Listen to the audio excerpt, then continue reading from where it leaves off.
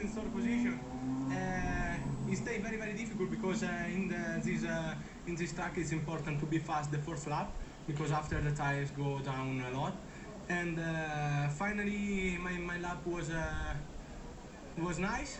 Little bit one error in the corner number 3, but after I have resolved a little bit, and nothing. I'm happy to starting from the first row, and I try tomorrow to repeat the Andalusia GP. Thank you. Well, if he does repeat the Andalusian GP, it spells misery for the rest of the field in Moto2, because he was superb a couple of weeks ago around the Jerez circuit, Angel Nieto, and he's looked strong here as well all weekend, picking up on that momentum gained with his career first victory in Moto2, fourth of his Grand Prix career, the 22-year-old Italian, with Sam Lowes and Joe Roberts for company on that front row. Lorenzo Baldassarri, what did happen to him in that Q2 session? Nowhere. 2:03.3, 1.6 seconds away from the pole man Joe Roberts, and I think that picture says more than 1,000 words could ever do. Not a happy young man right now, Lorenzo Baldassarri, who's only had one podium in his last 18 races since his Jerez victory in 2019. Looks like he could do with a hug, doesn't he? He does. Sam Lowes then, third successive front row start in Moto2. He's had great race pace all weekend. He's with Simon in Parc Ferme.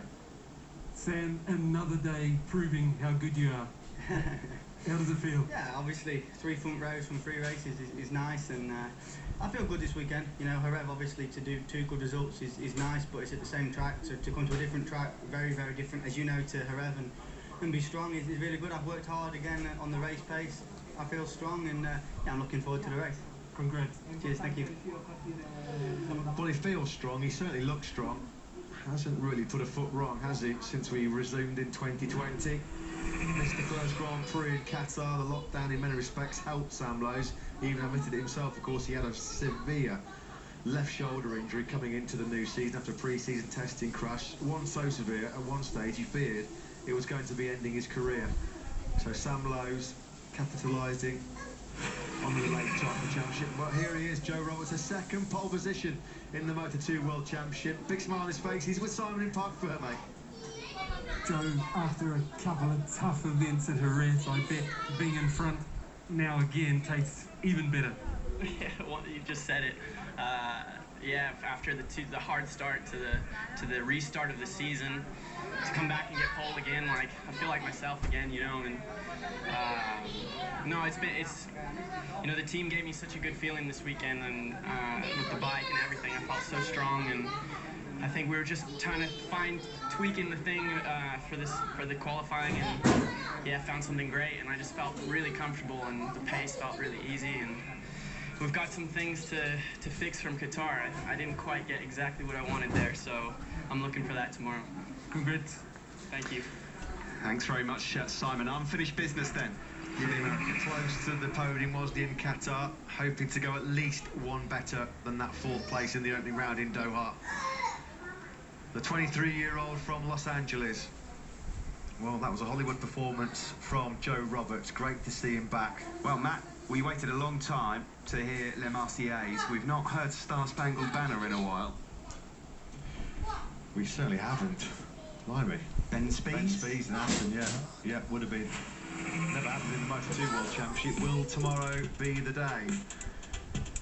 Californian Joe Roberts then, flying high here in Moto2 qualifying. He takes the 2nd pole position of the season from Britain's Sam Lowes and your Andalusian Grand Prix winner Anea Bastianini. A career best qualifying for Hafizh Shahrin in 4th place on road 2 with Marco Bezzecchi and Jorge Martin. Great job by Marcel Schrotter recovering from that arm pump surgery. He's 7th ahead of Augusto Fernandez and Fabio Di Gianantonio, 2nd of the speed-ups today.